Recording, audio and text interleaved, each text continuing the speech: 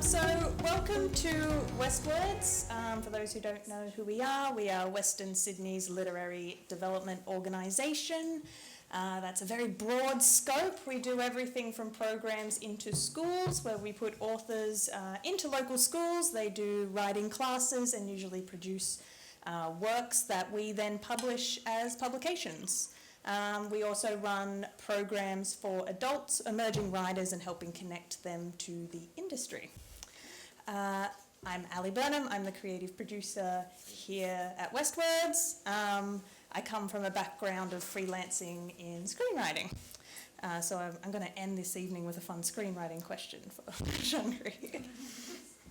All right. I feel I probably don't need to introduce Shankari to many in this room, but I will anyway, as a way of celebrating her and her achievements. Outside of writing, Shankari Chandran is a lawyer. She works, as her bio on her website says, she works closely with the community sector to understand how laws have failed vulnerable communities. She collaborates with First Nations communities and the sector to support their advocacy work, preparing submissions, advocating for systemic reform on issues such as First Nations incarceration rates, justice reinvestment, raising the minimum age of criminal responsibility, and Australia's human rights record. So that's just one. As an author, she has published 3 books: The Barrier, Chai Time at Cinnamon Gardens, and the book we are here to celebrate tonight, Song of the Sun God. Some of her recognitions include long listing for the International Dublin Literary Award, shortlisted for Sri Lanka's Fairway National Literary Award, shortlisting for the Norma K. Hemming Award for Speculative Fiction. She also won the Blake Beckett Scholarship and is the New South Wales Government's Writers' Fellow of 2018 and 2019. And I'm sure I'm barely scraping the surface of your recognitions. Thanks for that really mortifying introduction, Ally. So I will segue from yourself to the book then. Song of the Sun God. Now, while we're celebrating this book as a launch, that is not quite technically correct. Because this was the first book you had published and has been published for a while. Not unlike the characters in the book, this book has gone on a bit of a journey.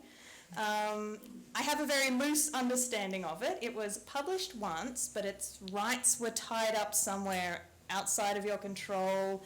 But now it is launching here thanks to Ultimo Press. I can't help but feel there's an ironic parallel in this book. I think you phrased it as coming home online, when this is indeed a story about people who are forced to leave a home to find another. Would you mind filling us all in about the journey that this publication has gone on? The book has gone on. Okay, sure. So I wrote it in I wrote it and finished writing it in 2014. And then struggled to find a publisher in the Australian market for it. So I sent it out to Australian publishers, to Australian agents, and at the time, the feedback that I received was that the book was not Australian enough for the Australian market, that it wouldn't be able to be sold in the Australian market, and that it was too ethnic, and that Australians, if fundamentally, and that Australians wouldn't be interested in it. And, at the time that felt really enraging, actually. Well, actually, no, that's too strong a word. It did make me angry, and it did make me feel profoundly sad, because it felt like a repudiation of my place in Australia. Because to me, it's a story of colonization, of forced migration, of the creation of home in a new place. To me, what could be more Australian?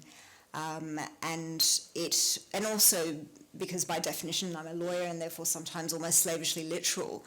As an Australian, I wrote it, and therefore to me it's an Australian story. And there are so many Australian stories, and that's what's tremendous about Australia, is that there are 120,000 years of stories. It is the oldest continuing surviving culture in the world, and it is a culture of storytelling.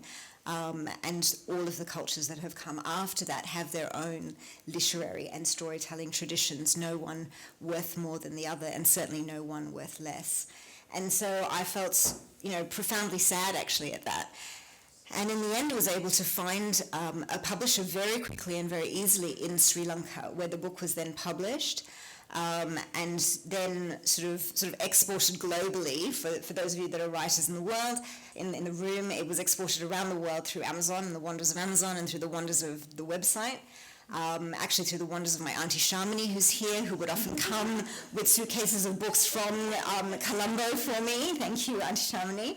And, you know, also, in fact, through the wonders of my parents, who would then drive to weddings, funerals, and temple with boxes of the books in their car, to spruik it to community. And so the book did get around, largely through the diaspora, through the Tamil diaspora.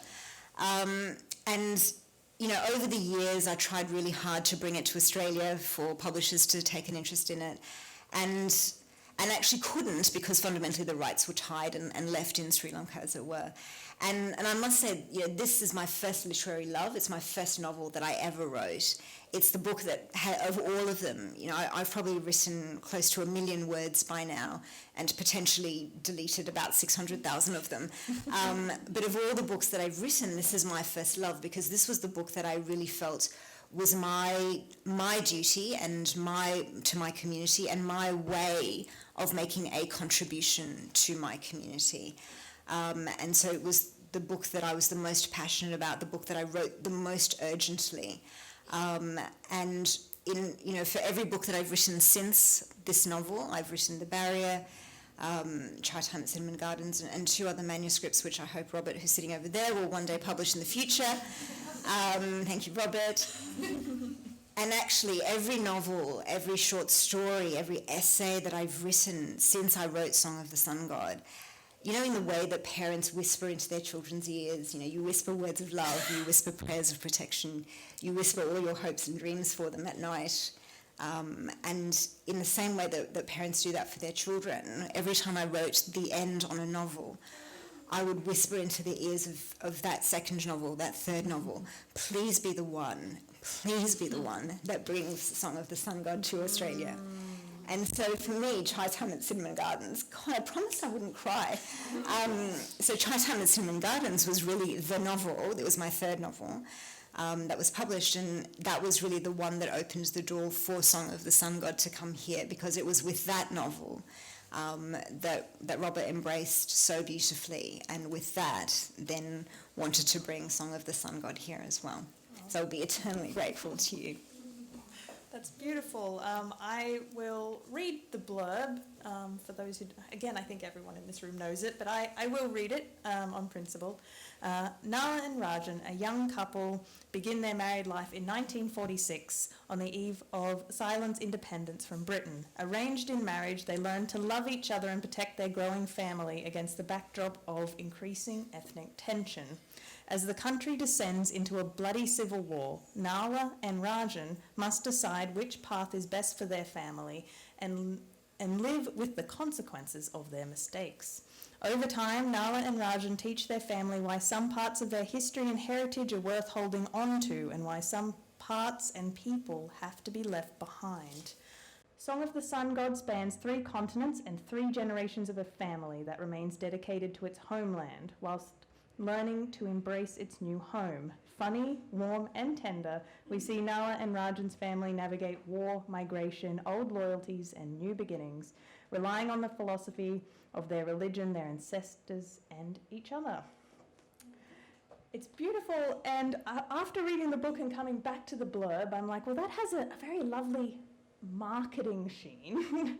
But if I was to attempt to summarize in my own words, I feel I had the pleasure of reading a story about 2 young people, Nala and Rajan, and had my hand lovingly held through the full scope of their lives. I was able to experience them as young, and when they're naive, and their goals and passions, and their small irritations and concerns, that soon spirals to include the scope of the horrors of war and personal tragedy.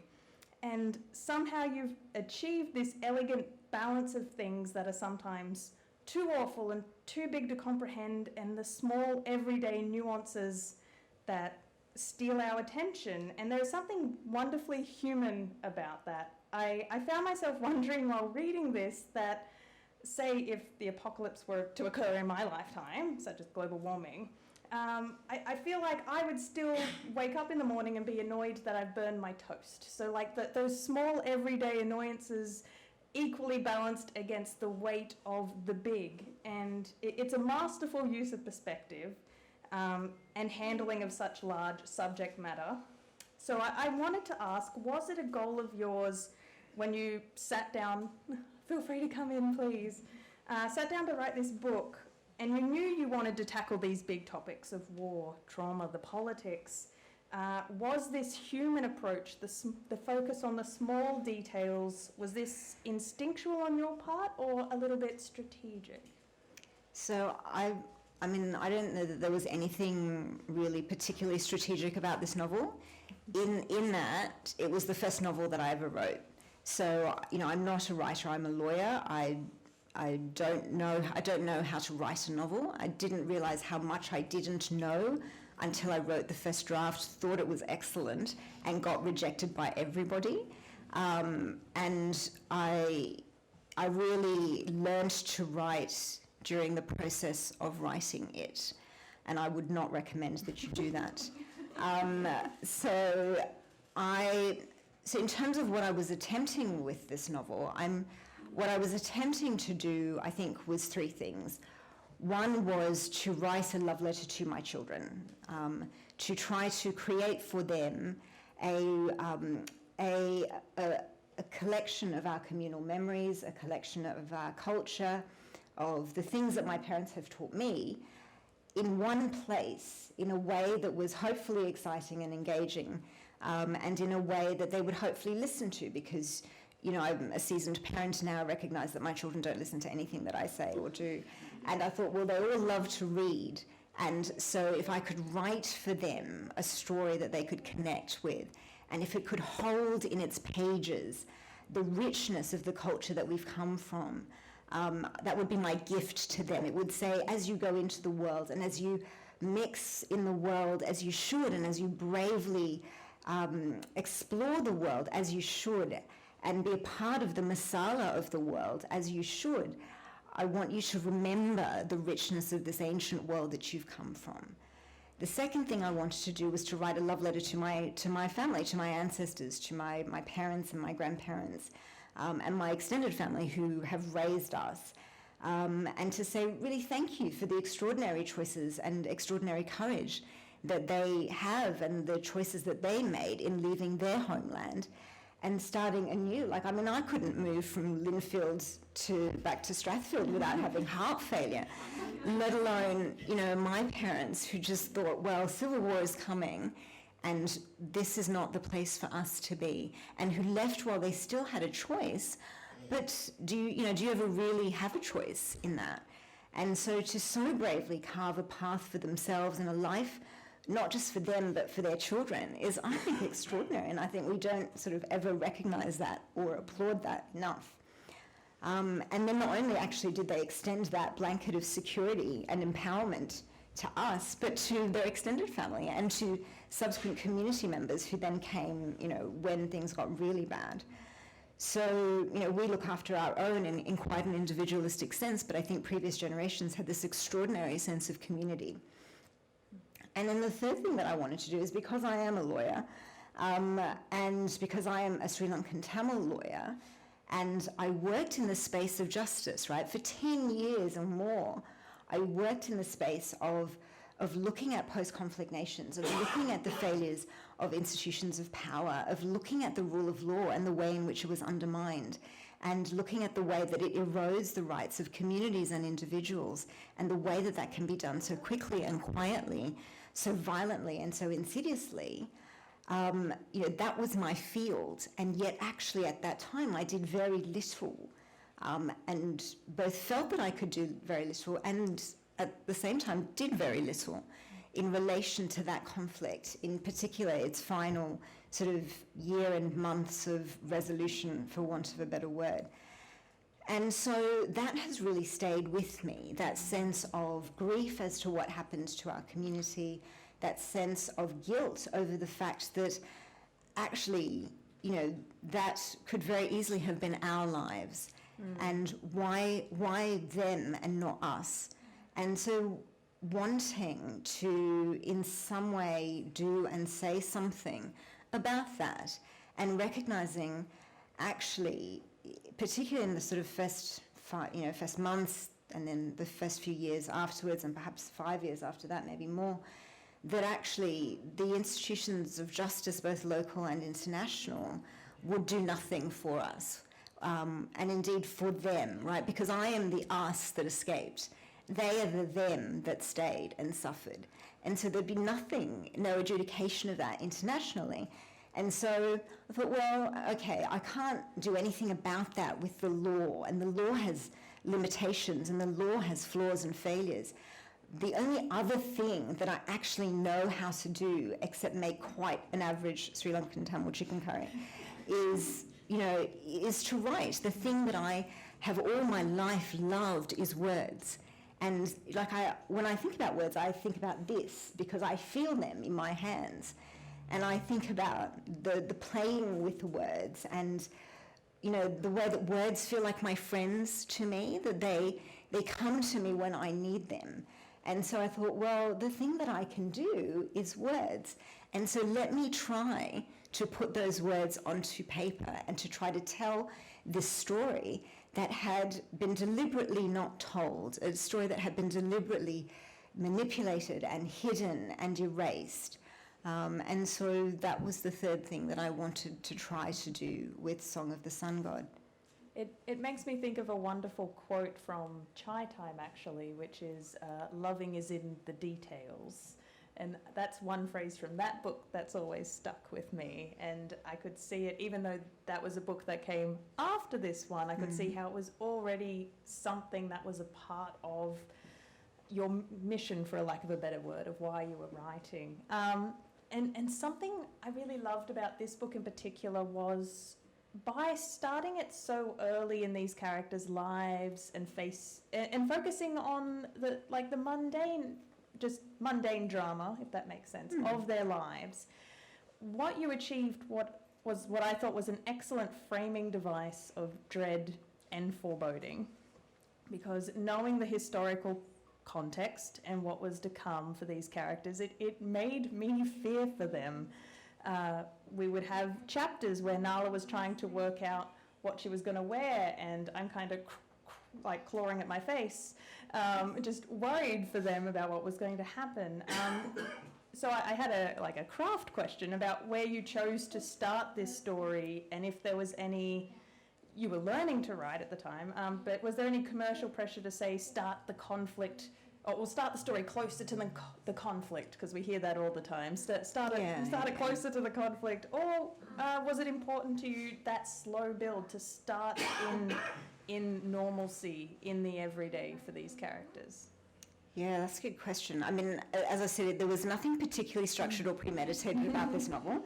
Which is why I subject you to 135,000 words, whereas subsequent novels you'll be pleased to know about 80,000 words. And Robert's like, yes, I told you to write 60,000 and no more. So this was a long and free-flowing novel. And in it, Nala and Rajan are based on the lives of my grandparents. Not the violence of it. My grandparents were very fortunate to have left Sri Lanka when they did. But the characters of Nala and Rajan are based on my Amma and Apapa, my grandparents, who my grandmother recently passed away, and my grandfather passed away in 2013. And they were such larger-than-life, strong people, right? They really filled our lives. They filled a room. They were and are in many ways still alive to me, tremendous people. And my grandmother was a wonderful storyteller. And so if she was to start a story, if she was to tell you a story about what happened today or yesterday, she would actually begin that story 50 years ago. And so, you knew you had to settle in if you wanted to hear the end of the story. And Nala and Rajan come from them and their personalities and their marriage. And you say loving is in the detail. We were observers to the detail of their marriages and their lives. And, my grandfather wouldn't say a word like Rajan, but my grandmother told us everything. So we were well aware of the detail of their lives. And so when I'd had, in between children number 2 and 3, I had a miscarriage.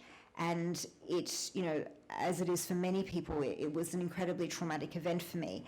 And I took a long time to recover from that. And my husband said to me, in the course of my recovery, he said, why don't you try and go to a creative writing class? Because you've always wanted to write. I'd always talked about there being this novel inside me that I wanted to write. And he said, why don't you go to a creative writing class? And, that might help you. It might help you feel better. It might help you create. And in creating, it might be healing. And so I was like, don't be stupid. But I went to the creative writing class across the road from us from work. And it was the best 2 hours of my life every week for a couple of years. And the creative writing teacher said, just pick a character and write the character. And this week, the character can just write who they are and what they look like. And then the next week was put them on a bus, send them somewhere, and just write that.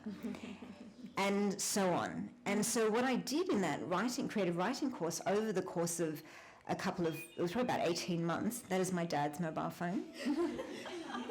That is the sound of me attending a movie with my dad. So over the course of 18 months or so, I built up this portrait of a woman who I named Jayalakshmi after my grandmother, and her husband called Rajan, and all the little anecdotes and the stories of their life together, and the stories that my grandmother told me about how they, their first night together, or how Papa saw her and decided that he would marry her. And human memory is a funny thing, right? We layer that, we put our own colour to it and our own details, and that's how the mythology of a family grows. And that's not a bad thing, because it makes for a good story. It makes, hopefully, for a decent novel. But that's where it came from. And the starting of it was very much in their lives together, but also in the starting of my own understanding of Sri Lanka's political history. So we grew up with, with an extended family that was very, although diasporic, was still very engaged in, what we called the struggle. And in the course of 3 decades of war, you learn things, you see things, you hear things as children, sometimes too much. But also you learn it in your growing adulthood, in your maturity as an adulthood, and then in my maturity, hopefully as a lawyer, to really critically assess who did what to who, and what is it ultimately that is required. And I don't know I don't presume to know the answer to this, but the question is, what is required for a country to ultimately move on and to heal? And what does moving on actually mean? And so, this novel originally came from a place of rage and grief, but years later now, when I reflect on it, I feel that it is ultimately something of hope, because I think that the thing that I know from my career as a lawyer, with working with lawyers from Rwanda to Sudan, to the Balkans, to all of these places where we've done terrible things to each other, the thing that those lawyers talk about is it's called transitional justice, which is an incredibly clinical way of saying what are the systems and the processes that you implement in a country after something terrible has happened. And you can't just run the country the way you used to run the country, which is why it's called transitional justice. How do you transition out of something horrible into something better? And the cornerstones of transitional justice are truth and reconciliation, truth that leads to reconciliation.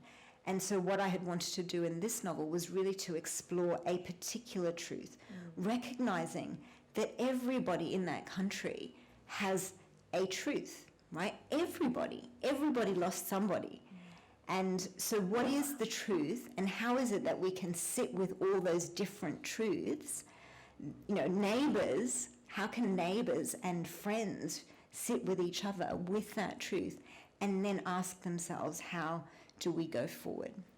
I think one of the more fascinating chapters was early in the book where Nala is still, she's in Colombo, she's in kind of higher circles, and she's not quite accepting that the politics are changing, and she's kind of in a little bit of denial, and just very, very interesting chapters, and again sets up all the tension and foreshadowing for the book.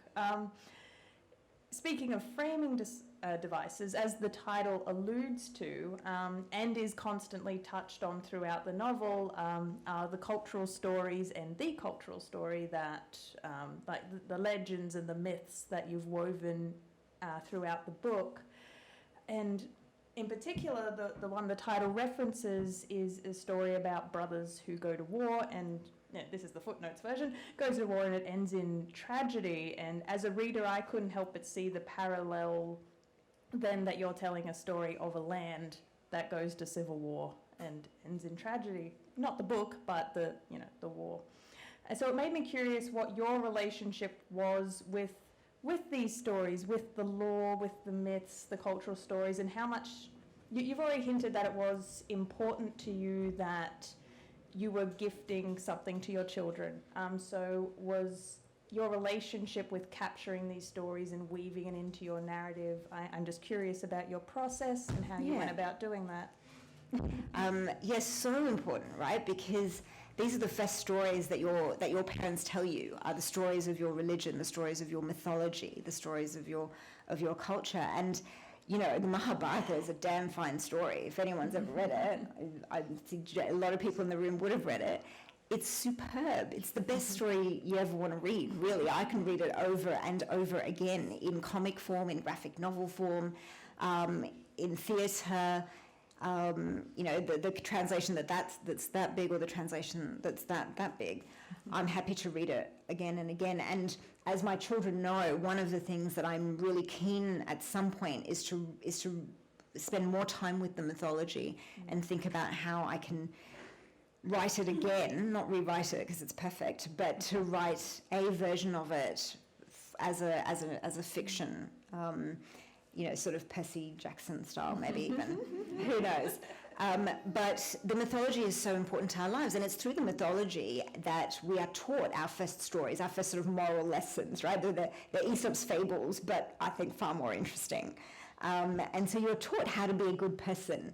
You're taught about your duty to your parents, to your grandparents. You're taught about your relationship, to how do you navigate your relationships with your siblings. You're taught, rightly or wrongly, about the duties of wifedom.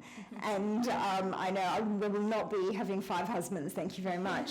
So, how does all of these stories come from our mythology, and we're reading them from a very young age. And my first daydreams were about the Mahabharata. So how, of course that will be woven into the stories that I tell in my fiction. And in fact, I think they appear in all of my fiction. Even The Barrier, which is a post-apocalyptic world set in 2040 in a world destroyed by, an Ebola pandemic and global religious wars. The Mahabharata is there. And so I don't even think I necessarily deliberately consciously brought that into this book, because it's so much a part of our lives. And it seems and a lot of times with this novel, I would write it and then look back at it and go, oh yeah, wow, that was really smart.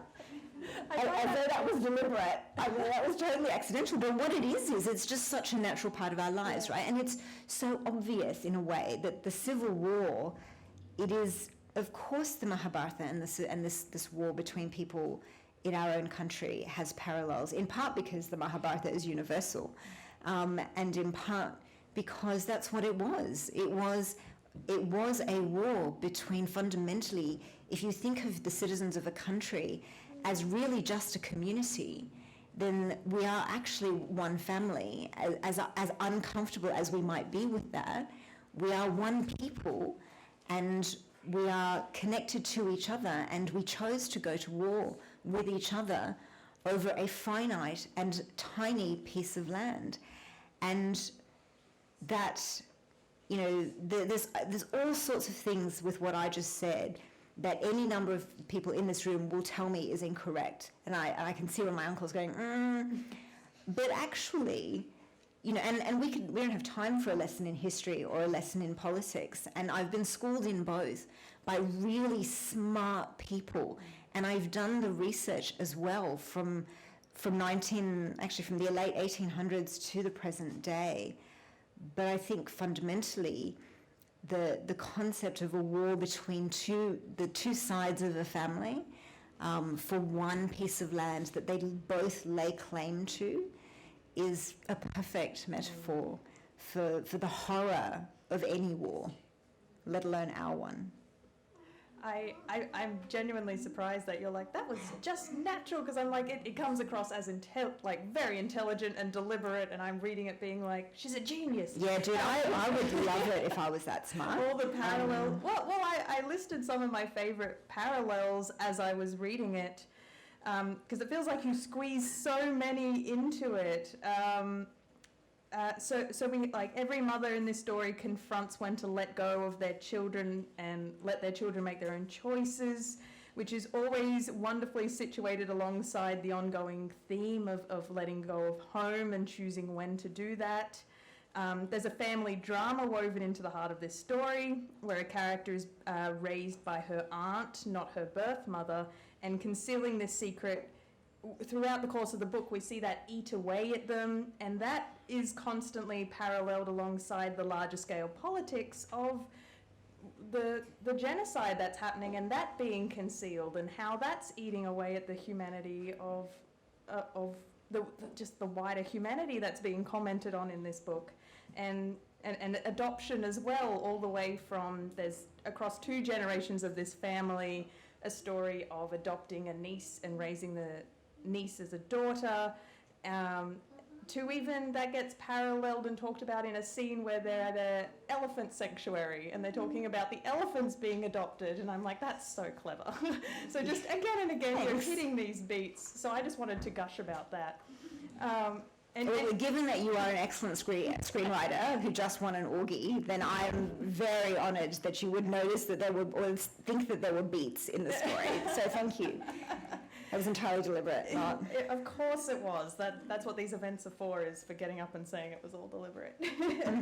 But we're focused on the serious sides of the book, but I did want to draw attention to the fact that there are wonderful moments of humour and levity, and this is something you do in Chai Time as well, which I adore. Nala as a character in general is a riot, and I love her. There's a scene where they're arguing about Oprah and whether or not she coined the concept of, being true to yourself and not pleasing others, or if that's definitely Hindu. Or if it was a Hindu philosopher, and then Nala's there being like, no, I'm pretty sure it's Oprah. Yeah, we were here thousands of years before Oprah, okay? And my personal favourite comedy scenes are where you absolutely skewer white people.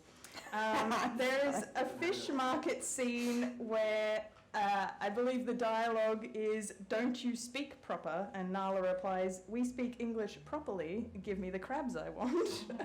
And then there's a British lady at the elephant sanctuary scene again, who is complimenting Sri Lanka as a place she wants to live. And you've already wonderfully set up the history and the context that we already know this woman is making an absolute fool of herself, and commenting on how nice the people are, and it must be because of their Buddhist philosophy, and just absolutely putting her foot in it. So I adore that. It's easier to make it's an easy mark, right? And this is my first novel. I don't go for the easy marks in subsequent novels, because I was learning a more subtle and complex form of humour as I've aged. Well, I wanted to ask how important humour is to you as a storytelling technique to balance it against the the serious content that you write. Yeah, look, I think, but life is funny, right? I think even when life is sad and tragic, families find funniness within everything. And a number of us here have recently gone to see a tremendous play called Jungle and the Sea at Belvoir Street Theatre. If you haven't seen it already, I really urge you to see it, by an incredibly talented writer, Shankari Chandran. And there's this incredible horror of war in that play, and there's a scene at the end where I literally just cried like a baby, and had to go count my children.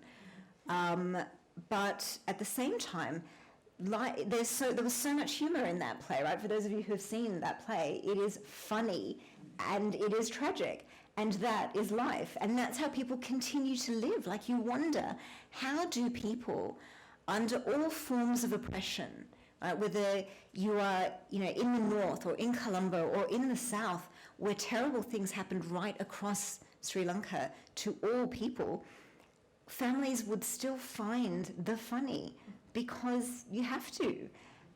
That's how they get up and go to work the next day. That's how you get up and feed your children and do your laundry.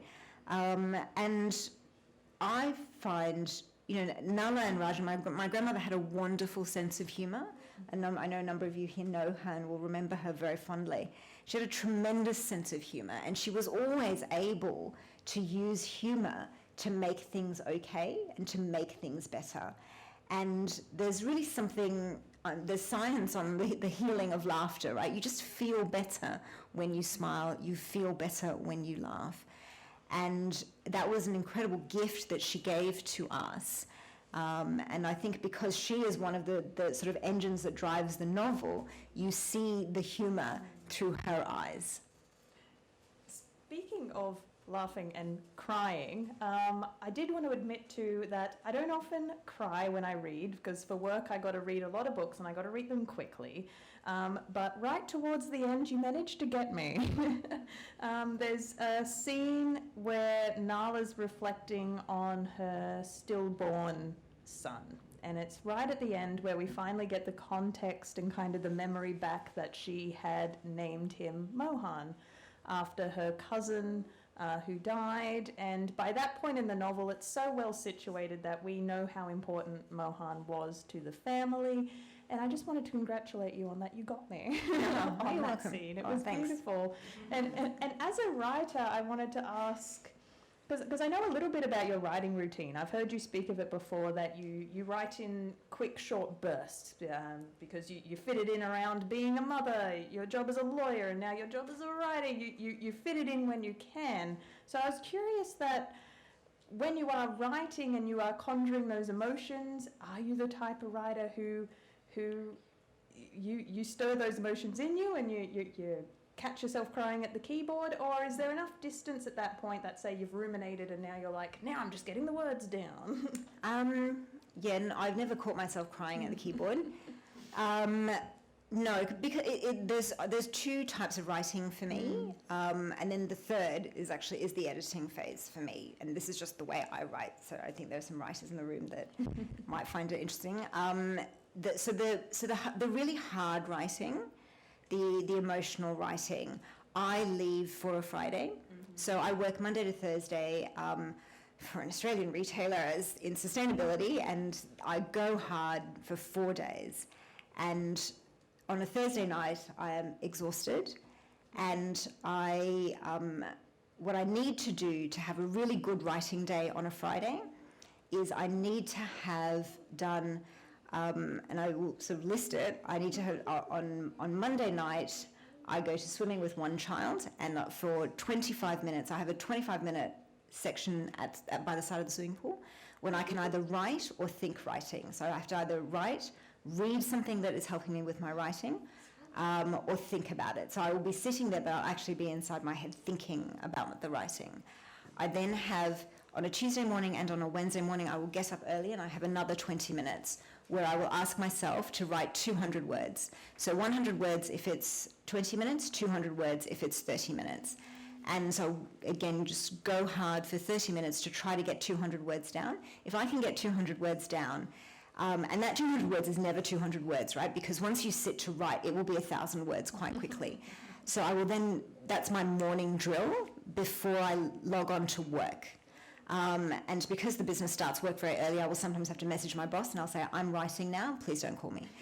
And he's a really respectful boss, and so that's all good. So 2 mornings a week I do that. On a Tuesday night, I pick up my child from cadets, as I do with some of my cadet mums here.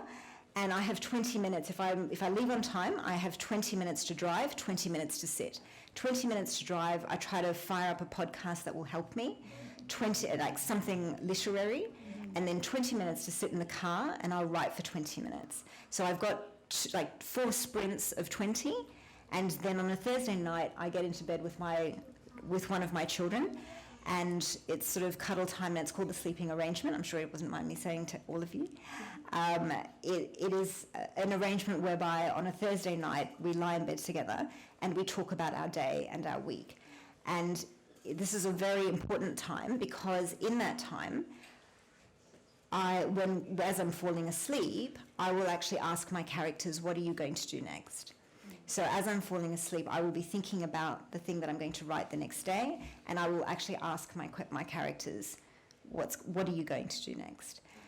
And so I will hopefully have primed myself, and then on Friday, the really intense, serious writing that really deserves my full attention and respect and wants and needs me to go deeply into somebody else's world, in particular somebody else's pain. And I feel really, I just feel a real responsibility to be mindful of other people's pain.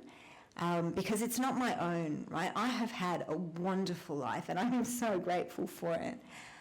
So what I'm trying to do is honour other people's experience, and so that writing is left for that day. The other writing takes place in those 4 20-minute sprints, and then the editing happens at the end of the writing process, and depending on how good that first draft was, Robert will tell me soon how good my first draft was of my last manuscript. No pressure, Robert's avoiding eye contact with me. Depending on how ready that first draft is, that will define what the editing process and editing period will be like. Beautiful. You're a hard worker. I basically have my mornings, but the idea of like stopping and coming back to it throughout the day, I find that's a marathon effort. Well done. It's a function of not really having a choice around that, actually, because if I want to write a novel and I do want to keep writing, like if I had my way, I'd stay in my pajamas every day and write every day from morning until my fingers didn't work anymore, and I would stop in between to spend time with my children my husband, and then I'd go back to writing, because that's the 2 things that give me joy are first my family and second my writing. But the constraints of my life are such that that the words don't power the electricity in the house, and that therefore I work in a job that I'm lucky enough that it is purpose-filled because it's in sustainability, and I'm trying to help a large business do the right thing for people and for the planet. And then on the Fridays, I get the privilege of writing. Beautiful. I'm going to have 2 more quick questions, then I'll throw it up. I'll throw it up to the crowd for Q&A, if there's any questions. And then we do have a back room where there are books for sale, though I imagine most people in this room already have a copy. But there are books for sale, and also Shankari will be able to sign some copies for you. And there's also wine. For those who drink alcohol, there's also wine. Christmas is coming. Thank you, Scott. Yes. This is Scott, my former bookseller. Once my bookseller, always my bookseller.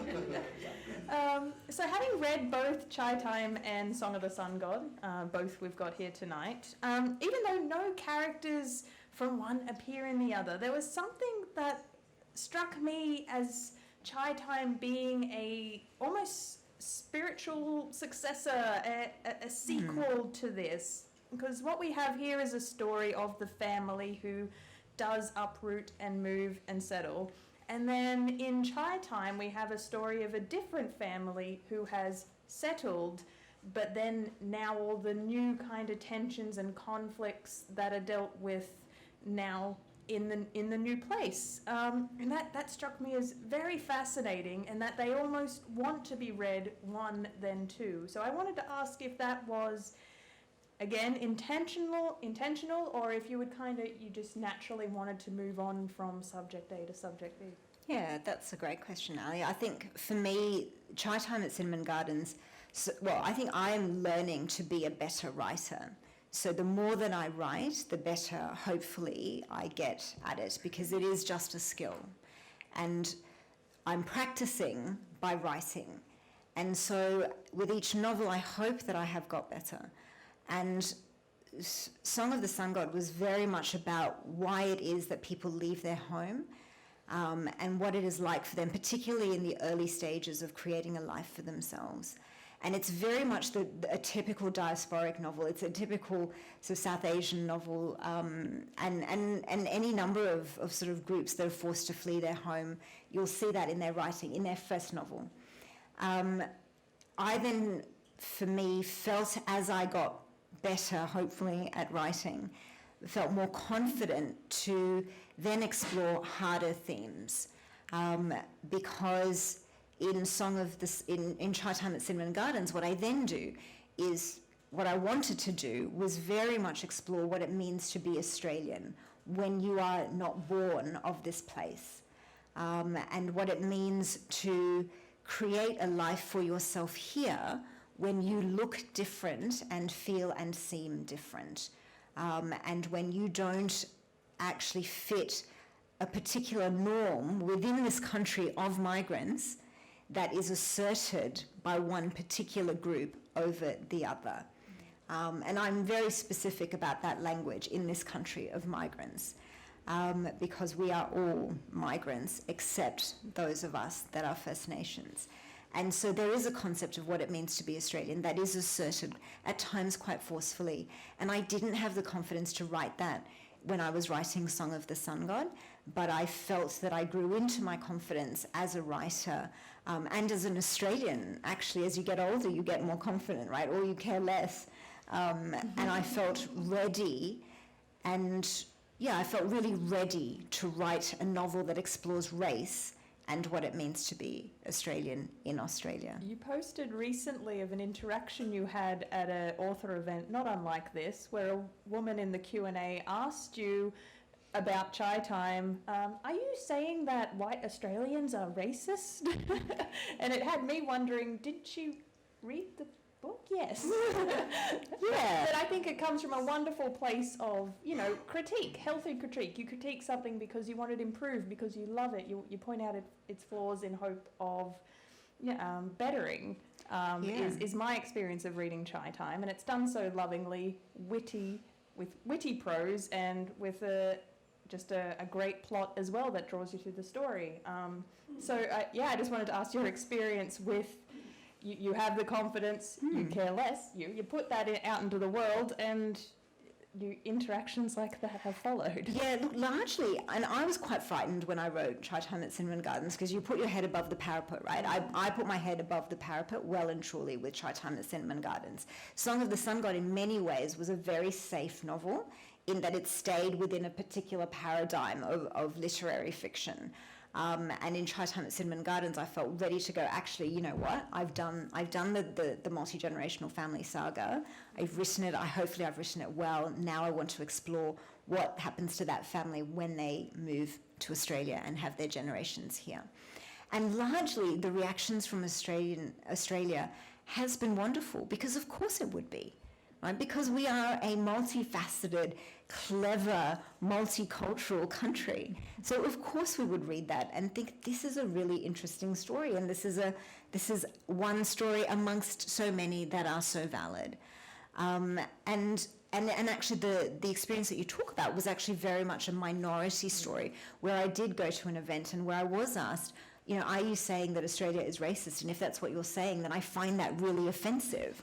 To which my response was, well, I find racism really offensive, so should we talk about that too?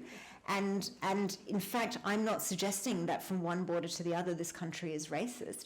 I'm saying that it was built on the foundations of European colonization, of white supremacy and racism.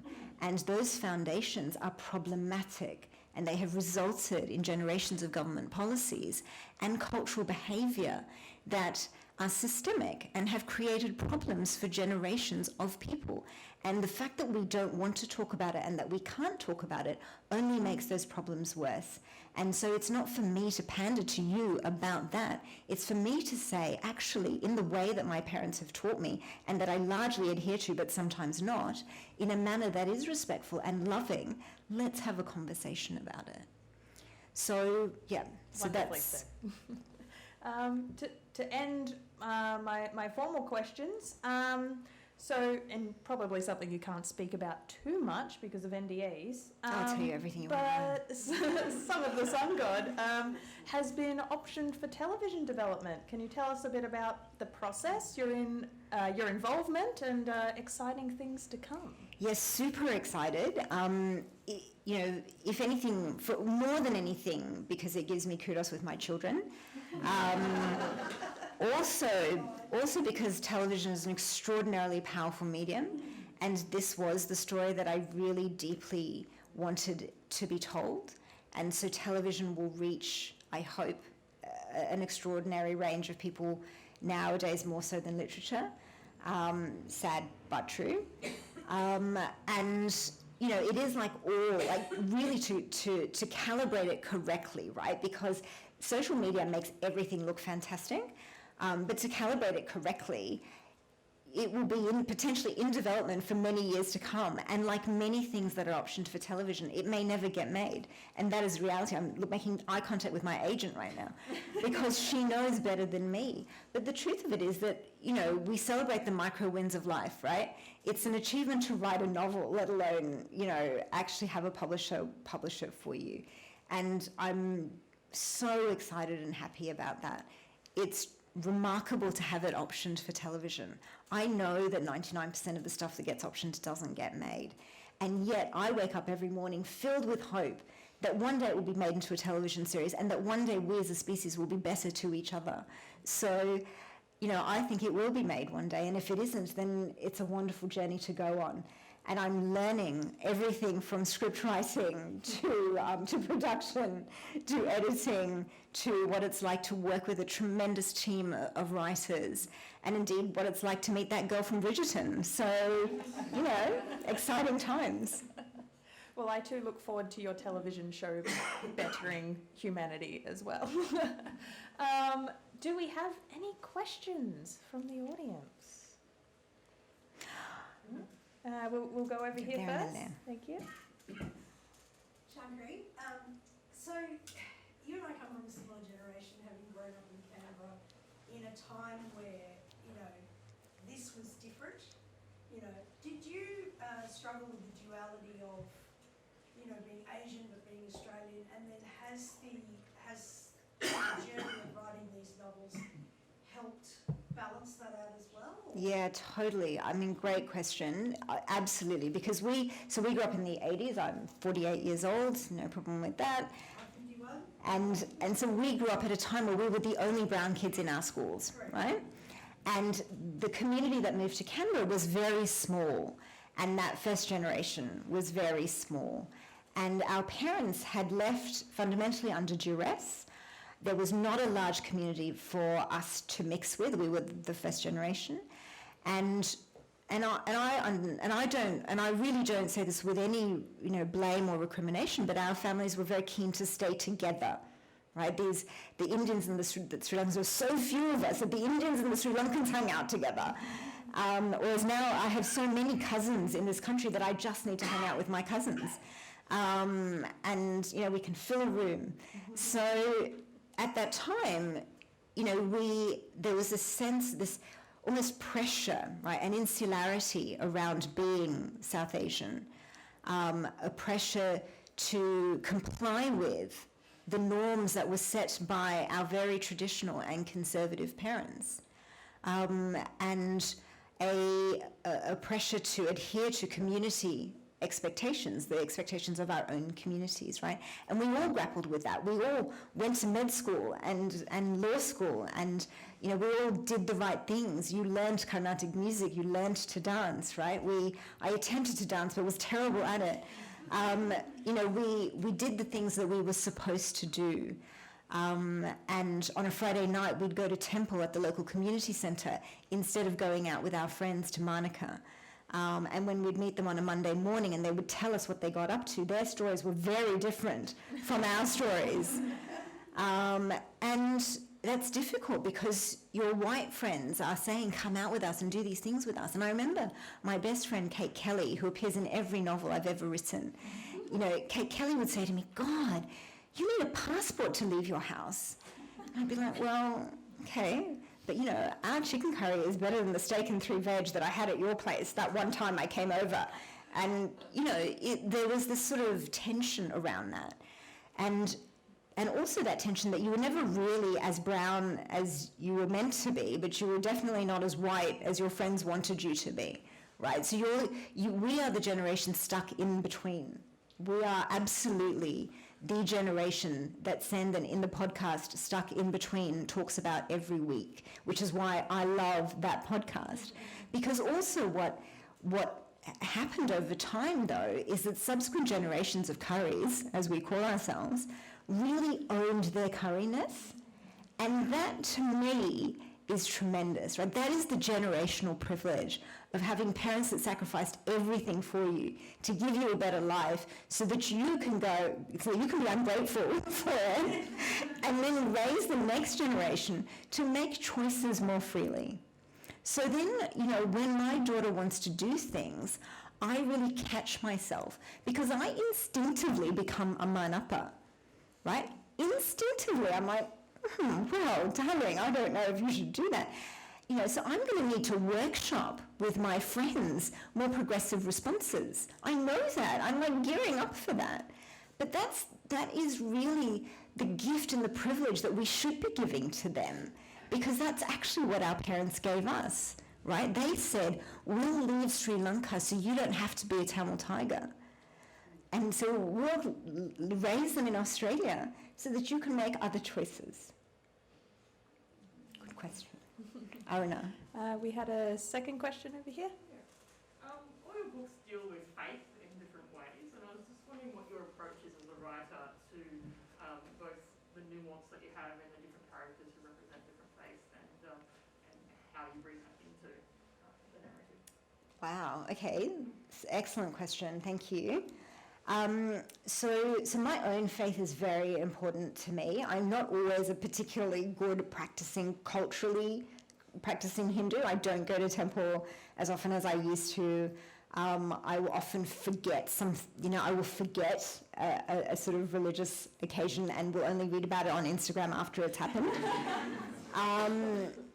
But it was a very important part of our childhood.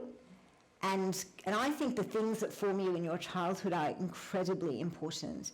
And it is so wonderful for me, for example, to see my children really embrace that now, despite my failings as a parent and not having taken them to temple on a regular basis.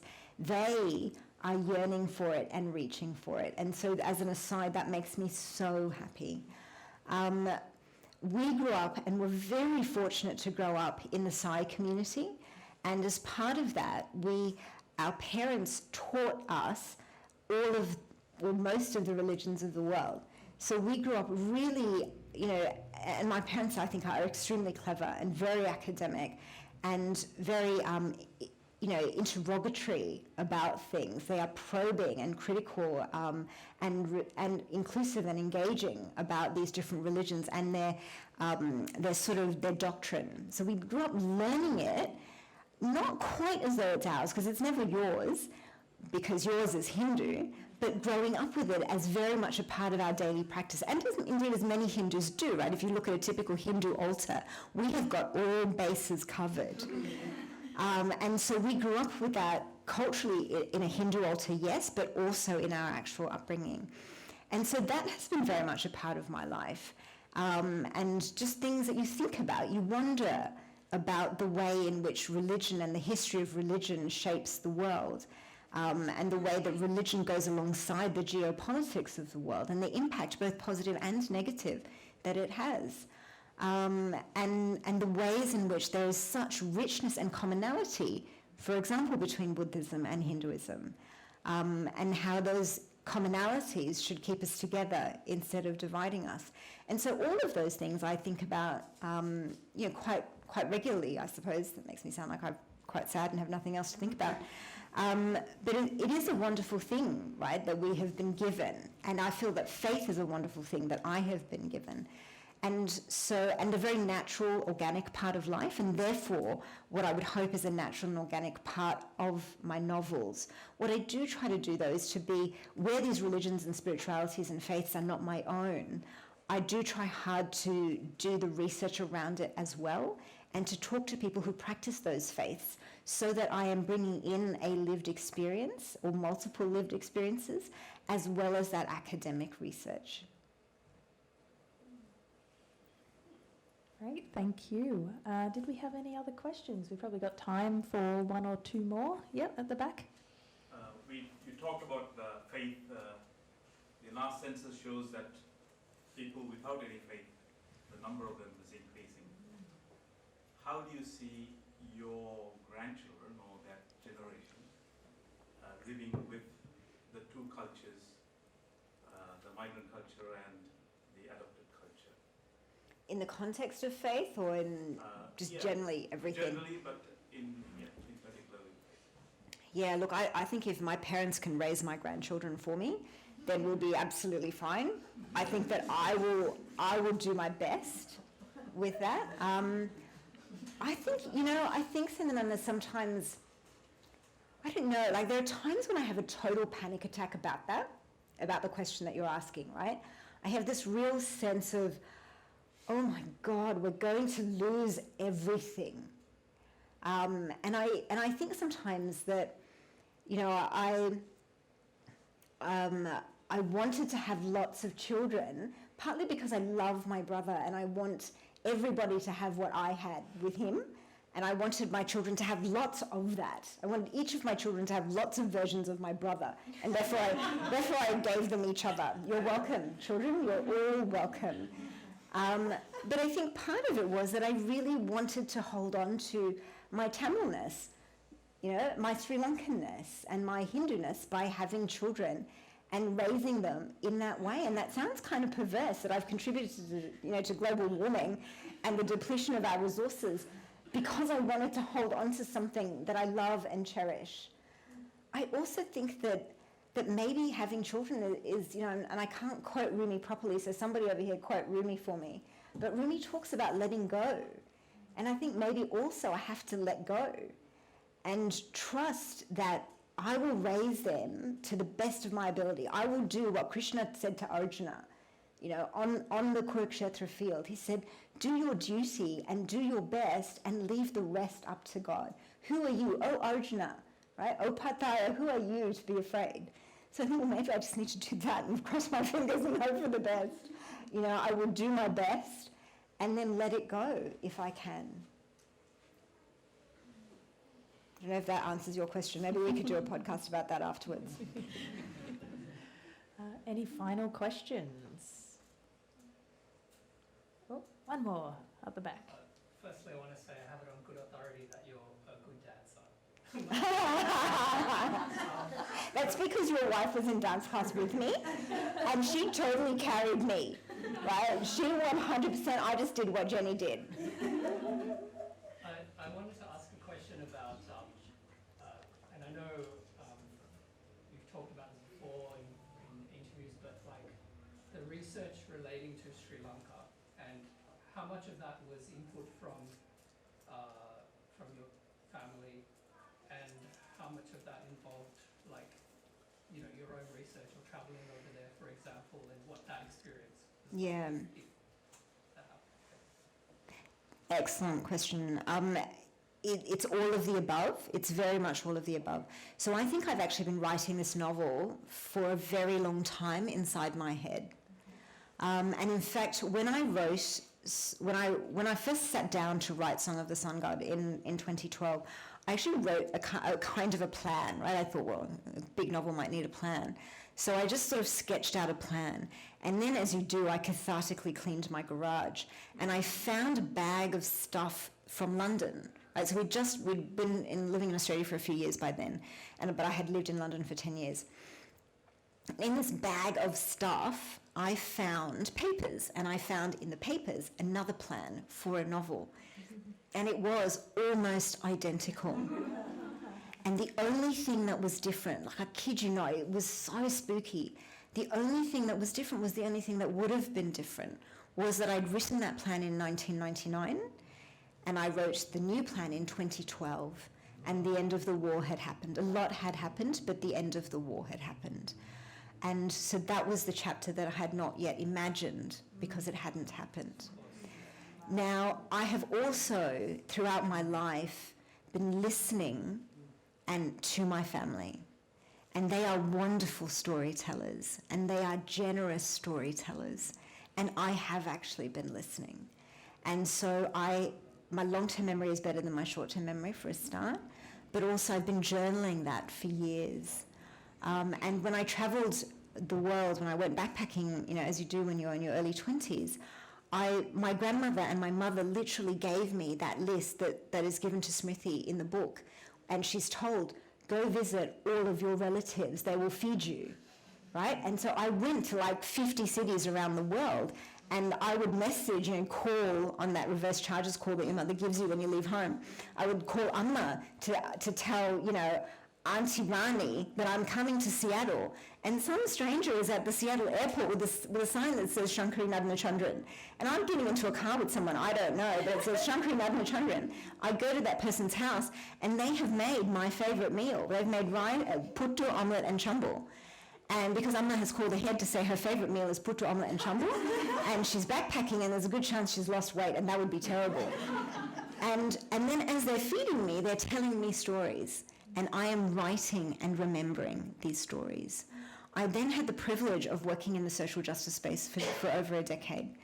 And during that time, I met lawyers and I met NGOs and human rights organizations, and I had access to information. The internet obviously gave people access, and I had additional access through my network of contacts in the sector. And then I traveled and went to Sri Lanka. And even when I was in London, there's a massive migrant and refugee community in London. I think that the most wonderful gift that the universe has given me, aside from my children, is, for whatever reason, people come to me, and they will come to me and they'll say, oh, so you're Radhi's daughter, or you're Nadna's daughter, or you're, Dr. Rasnagam's granddaughter, and I hear that you're writing a book. And I wanted to tell you something. And they will tell me. And I will say to them, because I'm a human being and a fairly decent one, and because I'm a lawyer and have a sense of the ethical framework around storytelling, I will say to them, this is your story. What would you like me to do with it? And I'm cognizant that your story and your lived experience, at your request, with your consent, will form part of my novel if that's what you want, but I am cognizant it is yours. And then they will give me their story. And so what you read is a collection of all of that. Well, thank you so much, Shankari, for your warmth, your generosity, your fierce knowledge and experience you brought to the chat tonight. I would like to invite everyone to put their hands together and thank you.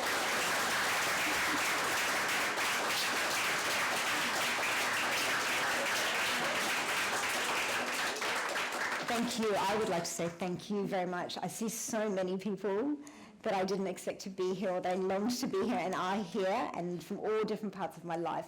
And I'm so grateful to you, because I know that we all have other places to be and things to do. But I appreciate not only that you came today, but also the ongoing support for my writing. Thank you.